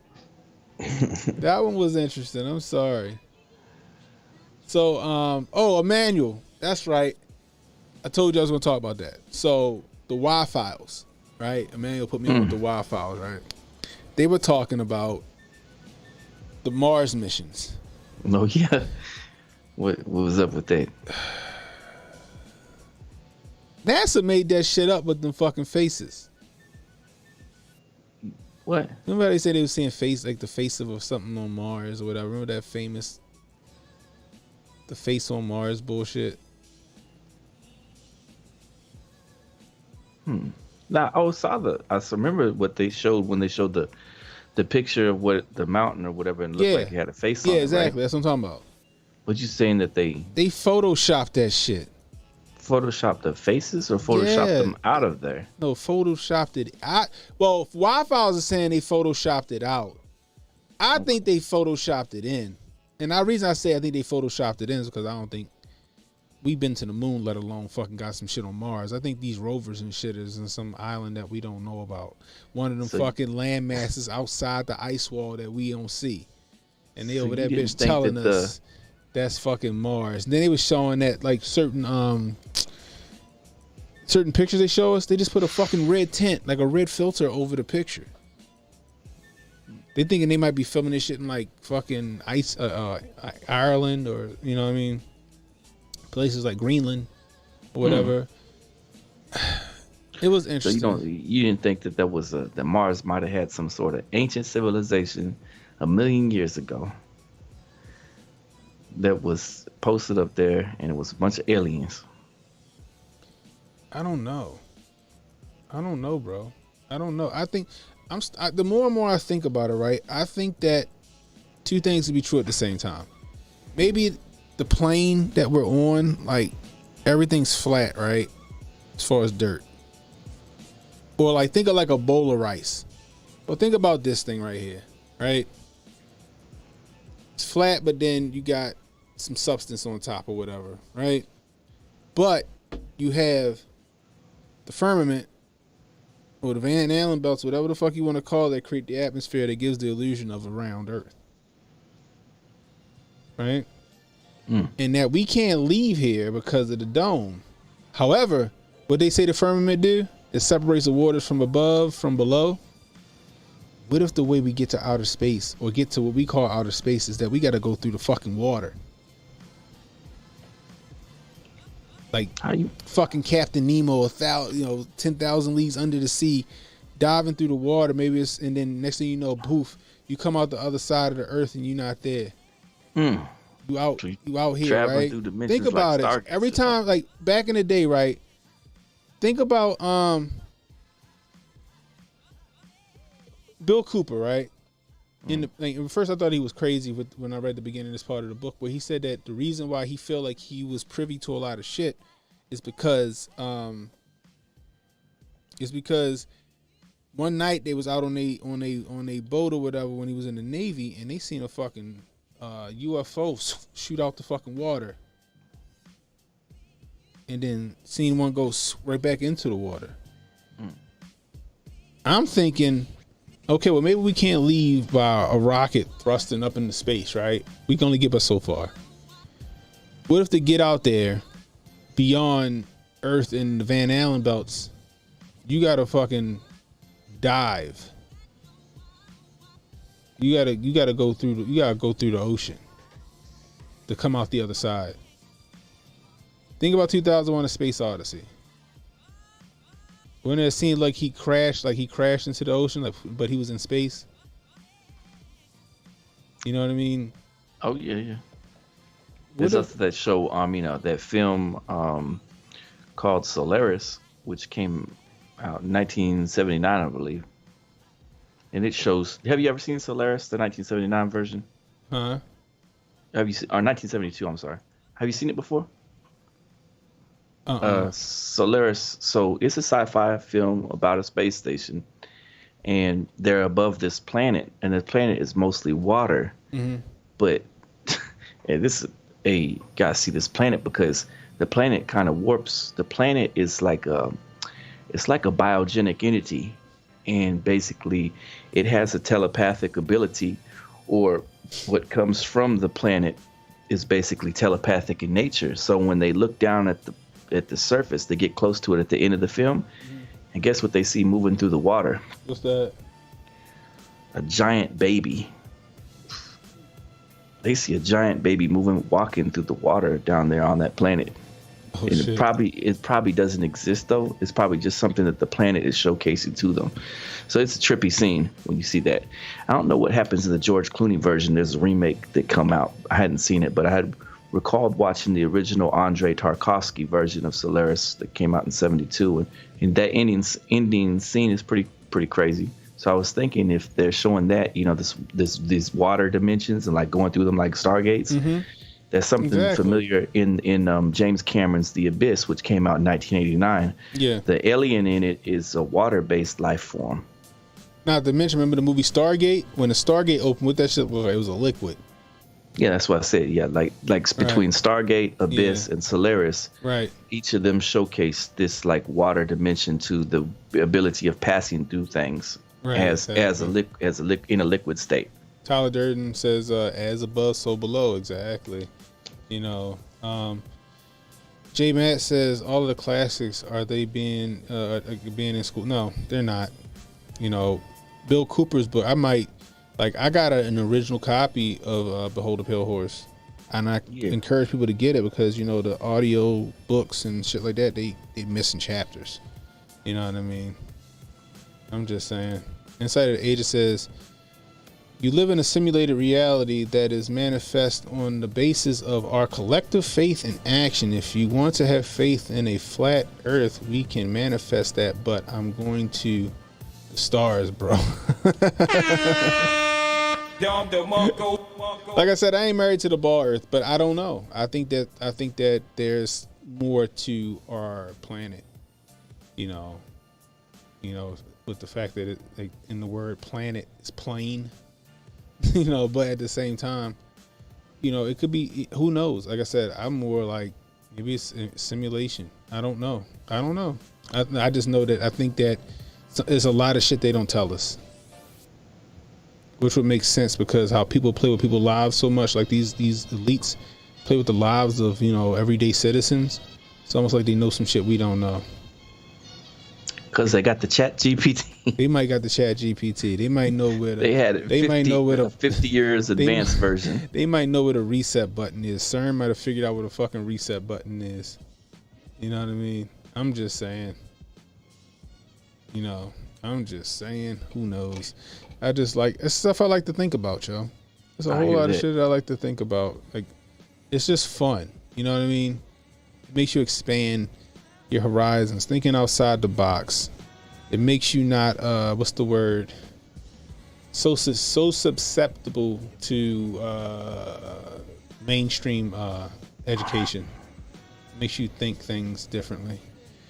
So what's this one? This one looks interesting. It looks like what we might have been talking about, Jay. What you got? Was Iraq actually hiding? There is a theory that the U.S. stayed in Iraq for over a decade after it was liberated, not because of oil, but something way more powerful. Well, you see, in the 1920s, a British explorer discovered what was rumored to be the oldest known stargate in the world, located at what is known today as the Great Ziggurat. However, in the 1980s, Saddam Hussein fortified the ancient complex in an attempt to keep out explorers from seeing what was hidden inside, or at least that was the official statement. Furthermore, strange ancient technology has been seen coming out of the Great Ziggurat, rumored to have come through the Stargate from an ancient civilization, now living on the hidden planet Nibiru, with many people in recent times coming forward, claiming to have been involved in classified programs in Iraq, where Stargate technology was used. Many people are wondering, what was Iraq actually hiding?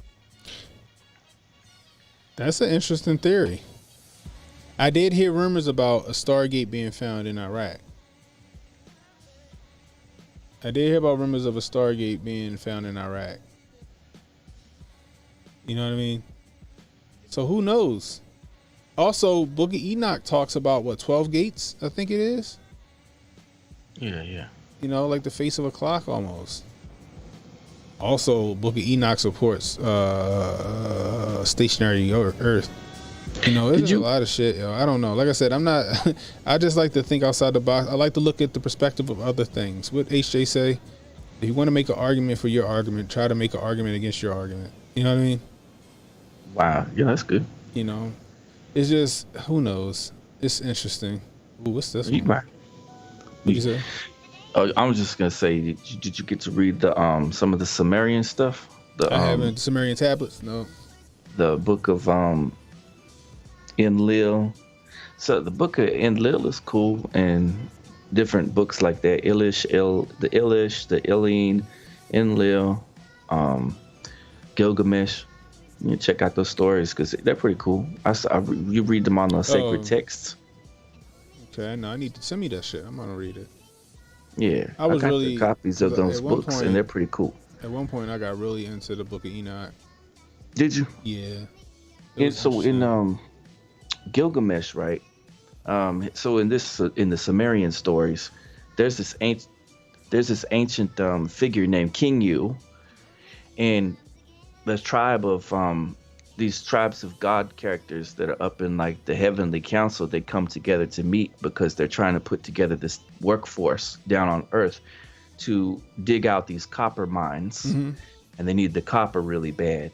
So they have this group of aliens that do it called the IGG. They're basically what you would think of as aliens. They have strange little heads and they look like ET. They look like extraterrestrial ET. Okay. And the IGG are getting sick and tired of digging the copper mines. And they say, well, we need some different workers to do it. So they say, okay, we'll get you some other workers. And that's where they come up with, we're going to create humans. But in order to do it, they're going to have to be created out of us. So they take King Yu and they sacrifice him. They kill King Yu and they create human beings to start mining the copper mines. I've heard that. And it's in the story of I don't know, is this in the book of Enlil, because it's the different characters like Marduk, you know, the different figures of the Sumerian epics. And it's in one part of the story. So King Yu dies, and then out comes the human beings from that sacrifice that they did to him. And then Gilgamesh's great grandfather is the one that created writing in the stories too. He creates the knowledge for how to do the text, which they had cuneiform, you know, the little stick symbols and stuff like that. It's pretty good book. Books that you read through it, you were like, oh man, it's really neat. So his best friend, Gilgamesh's best friend, is like Enki. He looks like Bigfoot. Now Enki is supposed to be like Ra or some shit like that, right? Like, and I don't know, some of this shit's running together, but isn't Enki the Sumerian? Is Enki the one? He was like the bird, right? Enki looks like Bigfoot. He has horns on his head. Okay. Enkidu is also what they call him, Enki for short, but Enkidu. He has big horns on his head. He looks like a bull, half man, half Bigfoot looking guy. Gotcha. And I think he has like furry red fur basically. And Gilgamesh is super tall, like he's up over practically walls and stuff like that. And when he picks up a whole lion, said that Moses was tall as fuck too. Did they? Yeah, they said that Moses was really tall, aka Moshe. Moses might have been like 10 feet tall or some shit like that. I forgot, maybe taller. But they also lived to like be like 800, 900 years old. Yeah, because according to the stories, right, human beings existed for 1 million years, but our civilization didn't start until 5,000 or 10,000 years ago. And then that's at that point whenever the Sumerians founded the first everything of that nature. There was all these other tribes and everything like that, but Sumerians were the very first of everything. And then they said Mark Anthony was fucking tall too. Or not Mark Anthony, something the Great.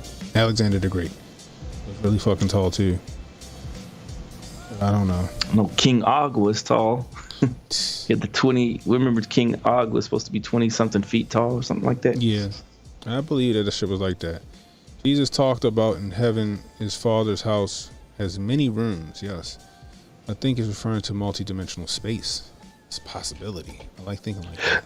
You know what I mean? Let's see what this man talking about. Let's see what he's talking about.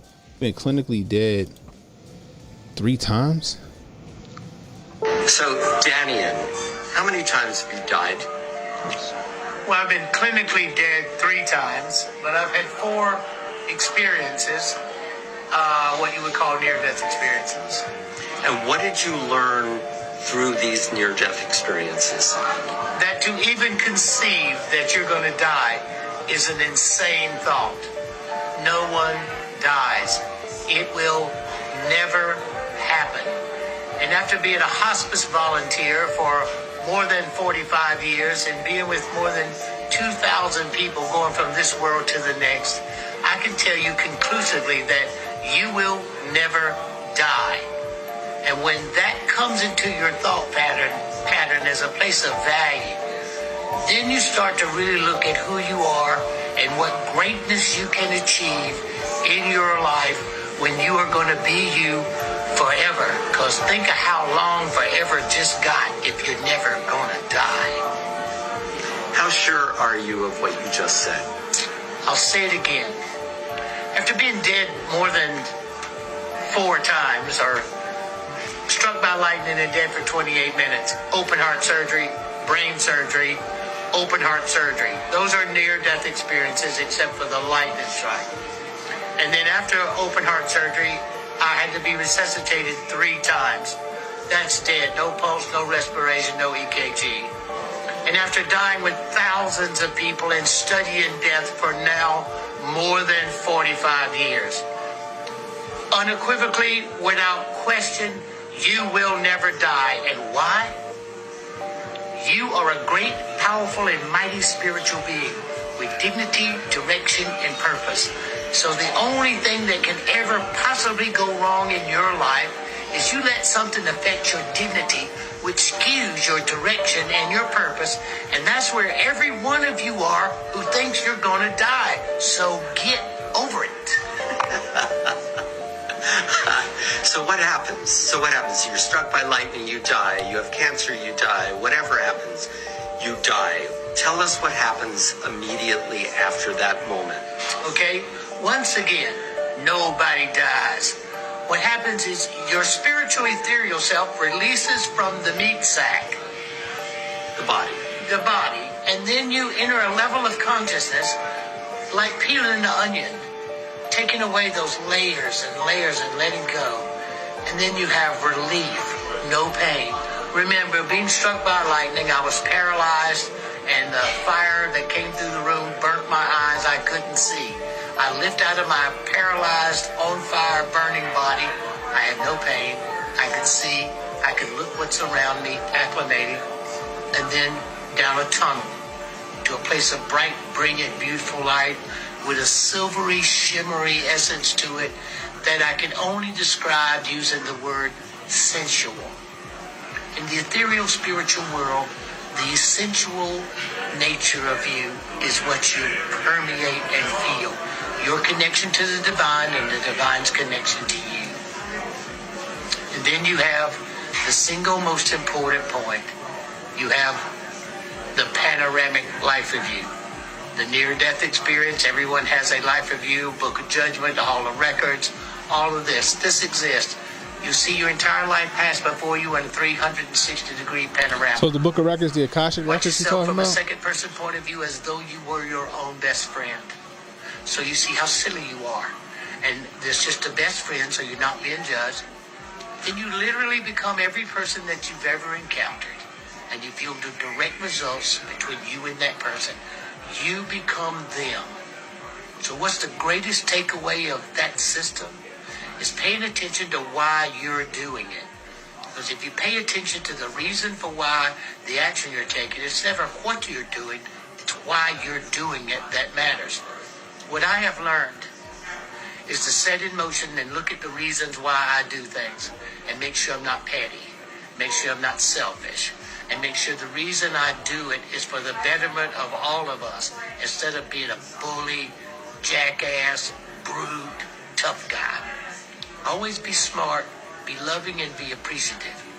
And keep your dignity intact, because if you think you're going to die, then somebody can scare you with the lack of knowledge you have of what's next.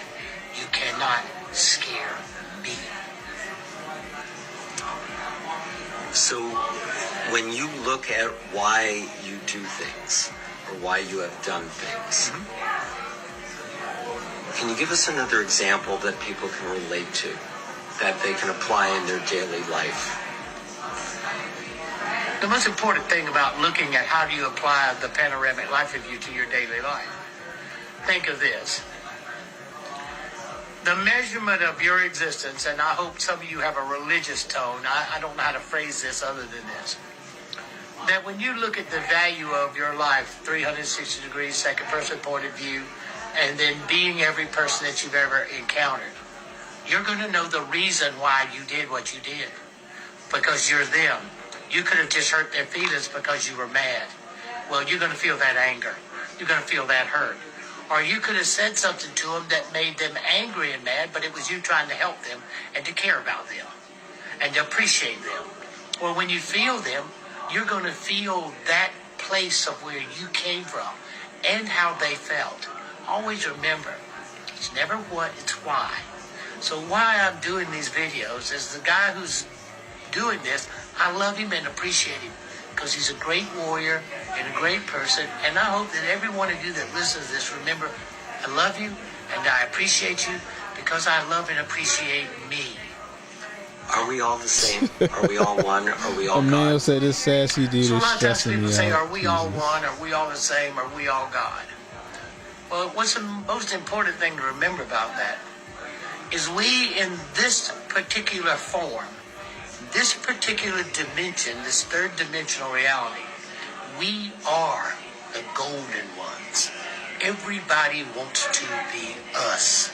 So all the aliens, extraterrestrials, interdimensional, Satan worshipers, all that, they all want to be us. They're all jealous and envy of us because we are the golden divine ones. Great, powerful, and mighty. Take time to look those three words up in the dictionary and apply them to who you truly are, a spiritual being with dignity, direction, and purpose. And remember, if you love and appreciate you because who you are, and I just said that, then the nature of being loved and appreciated is an automatic reflection of what I'm telling you to be the truth. Any last words? You're not afraid of dying, are you? Well, any last words? Am I afraid of dying? How can I be afraid of something that never happens? It will never happen. Never. Get over the fear complex. I get what he's saying. Inside of the Age, it says we're all Doctor Who living at different times at the same time. That's another theory that I got, yo. I don't think time's linear. I think time is simultaneous. I think we're living past, present, and future all at the same time. I don't think we live, in a linear motion. I think it's all like past, present, and future is all happening right now. What would that be called? Instead of linear time, what would that be called? I'm trying to think. Simultaneous time? What would that be? Insight. Yeah, that's what I said. I think we all live in. I think it's all simultaneous. Past, present, and future is happening all at the same time, simultaneously. That's what I think.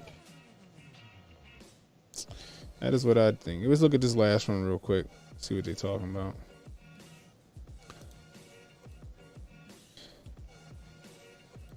For those people that are tired of seeing my videos, my advice to you is stop commenting and watching them, and I'll go away. For those that do like watching my videos, here's Mars. One of the most talked about planets in this last humanity, and where more visits have been made since the beginning, are the land of Mars. We've received several humans during the lifetime or during the timeline in the different post-reset beginnings. Today, there is a large colony on Mars of humans, also dominated by the custodians and the Anunnaki, but in a totally different way, to the known lands. Since those who are there is by... Dude, what if like 15 years from now, this shit come out to be true that like, what if the Earth...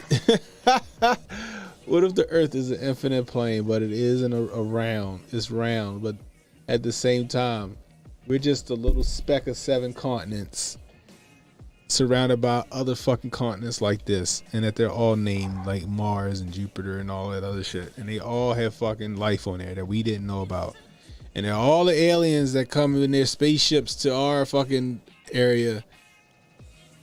They all live here. Bro, also with the last guy we just watched, that kind of lays credence to my theory with Heaven's Gate, my tenfold theory with Heaven's Gate, that they fucking succeeded. They fucking succeeded. You know what I mean? Because, we all know with science, energy cannot be destroyed. It can only be transferred, right? So when they drink this, whatever the fuck, what did they eat? Cyanide or something? They transferred their energy to heaven or hell. It went somewhere, right? Maybe a fucking Hale-Bopp comet picked their asses up for real, for real. Man. You know what I mean? The Starship Enterprise got them out there. I'm just saying. All right, this is the last one, guys. Last one. I want to know what you think about this, Jay. Good afternoon. Commissioners. Today I'd like to bring to your attention a potential fraud on an enormous scale happening in your county. There's now clear evidence of NASA using numerous methods to grossly mislead the public about astronauts being on the International Space Station. During interior ISS scenes from NASA's own live feed, the use of wires, harnesses, green screens, and virtual reality have been detected to achieve the appearance of a weightless environment. Examples of this include astronauts fading in and out of the screen, green screen glitches, grabbing objects that aren't really there, pulling on invisible wires, getting tangled in their harnesses, and even astronauts appearing out of thin air. This begs the obvious question. If they're really up there, why are they using Hollywood techniques to fake the footage? Now, unfortunately, I can't show you these clips in here today, but I will be sending them to you. Outside the International Space Station, during spacewalks, air bubbles have been recorded on numerous occasions. How is it possible for air bubbles to be present in the vacuum of space? I once questioned astronaut Scott Kelly about this phenomenon. His body language and answers only created more questions. In 2013, astronaut Luca Parmitano nearly drowned during a spacewalk when his helmet filled with water. This happened again just last year. Air bubbles, helmets filling with water, and drowning. Are they in space or are they underwater? Now, what's really interesting is that they trained for spacewalks in an underwater pool with a complete ISS replica. Now, surely they aren't filming these spacewalks in an underwater pool and then editing them to appear if they're in space, because that sure would be something, wouldn't it? I'm calling on the Brevard County Commissioners to open a full investigation into NASA's fraudulent practices and use of taxpayer dollars. It costs NASA $3 billion per year to operate the ISS, and if they don't have a darn good explanation as to why they're faking these videos, I and the public would like a darn good explanation as to where our tax money is going. And if they are indeed faking the funk, it is our duty to expose and eliminate this fraudulent and astronomically wasteful ISS program. And look, I know what you're all thinking. The NASA is part of the federal government, and you're just county commissioners. Even if what I'm saying is true, what can you do? But let me remind you, not only is this happening in your county, as public officials, you have the platform and the ability to make a statement or hold a press conference, alerting the public, state, and federal authorities to investigate further. You have the power to start the conversation. Video evidence of everything I described today will be emailed to you all, and I truly hope we can get to the bottom of this. I look forward to the day that $3 billion annual budget is put towards our veterans, our homeless, maybe some of that mental health stuff the young lady just spoke about, and the revitalization of Brevard County. Good afternoon. All right. I thought that was just interesting. You know what I mean? Yeah. You know, I thought it was interesting. I don't know. Like I said, I think that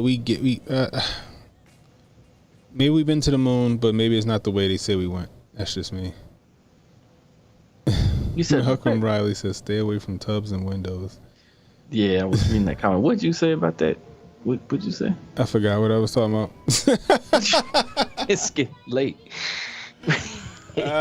Shit. No, I was saying I think that we can go to these, like, I think there's, we get to these other planets another way other than what they told us. I don't think we go the traditional way of fucking sending a rocket into space.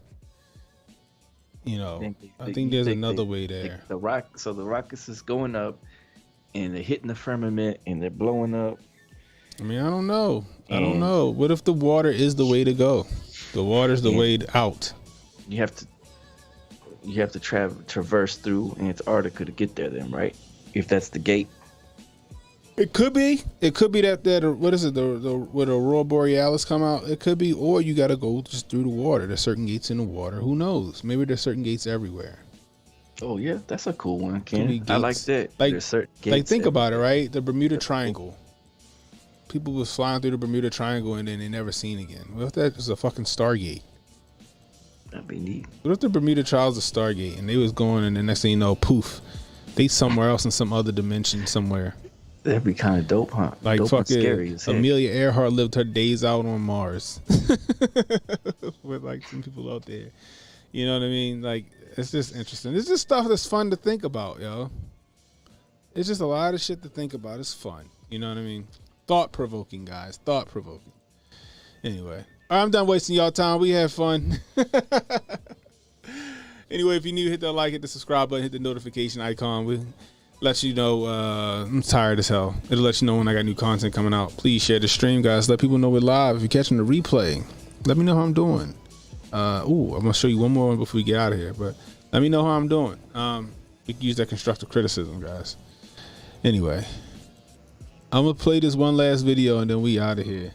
But until next time, for Jay Pylon, it's Ken and Hotep saying, be safe, stay strapped, and don't miss.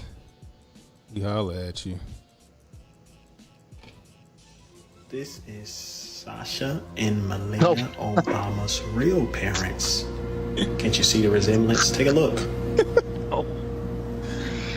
Let me show you something. Are these the real parents of Obama's daughters? Are these the parents of Obama's daughters, Malia and Sasha Obama? Take a look at this. This is Anita Blanchard and her husband, Martin Nesbitt. According to the New York Times, they are close family friends of the Obamas through Michelle Obama's brother, Green Arrow, Craig Robinson. There they are at the bottom, Anita Blanchard and Marty Nesbitt. Marty Nesbitt is head of the Obama Foundation. He's the chairman. Here's Martin Nesbitt speaking with Rahm Emanuel. Here's Martin Nesbitt with Valerie Jarrett and Obama. Here's Martin Nesbitt on Air Force One with Michelle Obama. Where are they headed? Well, maybe to Hawaii. There's Obama and Anita Blanchard, the wife, in Hawaii on a family vacation. Yellow shirt, that's Martin Nesbitt. Polka dot dress, that's his wife, Anita Blanchard. They travel with the Obamas to Hawaii. They're old friends of the family. What else do we notice about Martin Nesbitt? Well, he looks exactly like Malia Obama. They look very similar. Could this be Malia Obama's father? Could his wife, the resemblance is even closer to Sasha. Anita Blanchard looks like Sasha Obama. Looks like the other Obama daughter. Now, when bloggers went digging for baby photos of the Obama daughters, they had trouble finding anything. They found a couple things, but when we zoom in on this photo, what do we find? Blue areas are sloppy Photoshop work. I mean, it looks like it was like a cut and paste job. It's really sloppy. Now, then they tried to find birth records of the Obama daughters. They went looking for the birth doctor who delivered them. Guess who delivered the Obama daughters? That's right, Dr. Anita Blanchard, the wife of Marty Nesbitt, delivered the Obama daughters. Hat tip, Fellowship of the Minds. Both Obama daughters delivered by their parents' friend, Dr. Anita Blanchard, at University of Chicago Medical Center. So this woman on the left, the family friend who looks like the daughter, delivered the daughters, delivered both of them. Here's Obama and Marty Nesbitt. How do they know each other?